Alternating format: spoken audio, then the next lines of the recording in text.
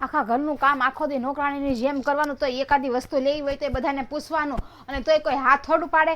કેદુંનો એક ડ્રેસ લેવાનું કહું છું તોય કોઈ હા નથી પાડતું. આખો દી નીકળું હું કામ જ કર્યા કરવાનું મારે. એલી તું હું બાંગો નાખ્યા છો? હા, હવે તો તમને બોલું એ રાયડું જ લાગે ને. આખો દી કામ વાળીને જેમ આખો દી કામ કરવાનું, અને એક ડ્રેસ લેવાનું તમને કેદું નહીં કહું. તમે લઈ દીધો મને? આ વખતે થોડોક મોટો પગાર થયો છે તો તું થોડાક દિવસ ખમી ન શકે? એ નહીં, હવે હું ન ખમી શકું. કેટલા દિવસ તમને મેં કીધું છે મારે ડ્રેસ લેવો છે, અમારે ધડ તમે કરો ને, તમે જાઓ. કાંઈ વાંધો નહીં.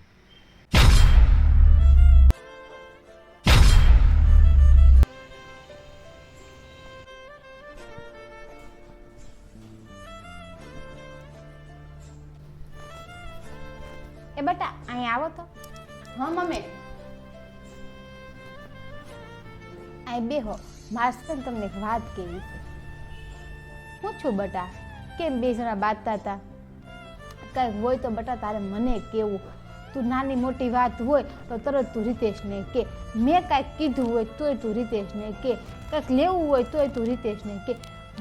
તે મને કાંઈક કીધું હોય ને તોય હું રીતેશને કહું. છોકરાને કાંઈક છું હોય ને તોય છોકરા રીતેશને કે. બધા રીતેશને કે.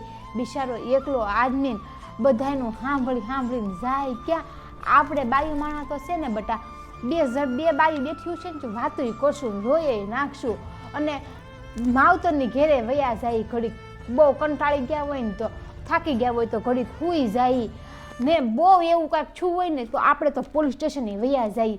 પણ આદમીને બિચારો ક્યાં જાય હે દીકરા? આપણે તો આપણું મન હળવું કરી નાખીએ પુરુષોને વાત કરીને, પણ બિચારો પુરુષ ક્યાં વાત કરવા જાય?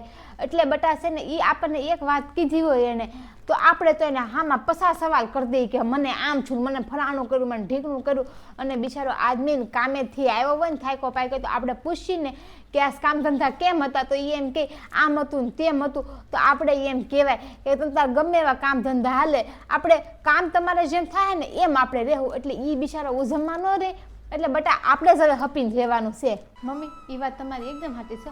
મારાથી ભૂલ થઈ ગઈ. આજ પછી હું આવું કોઈ દિવસ નહીં કરું કે આપણી હાહુમાં જે ટકટક ખાય ને, હું રીતેશને કોઈ દી વાત નહીં કરું. અને આપણે બે એકબીજા સમજી લેવું કે આપણામાં જે કાંઈ થયું હોય ને, એને તો દુકાનની ચિંતા અને આપણી ચિંતા. એ આવે તે આપણે મોઢા બગાડેલા હોય એને કેટલી ચિંતા વધે.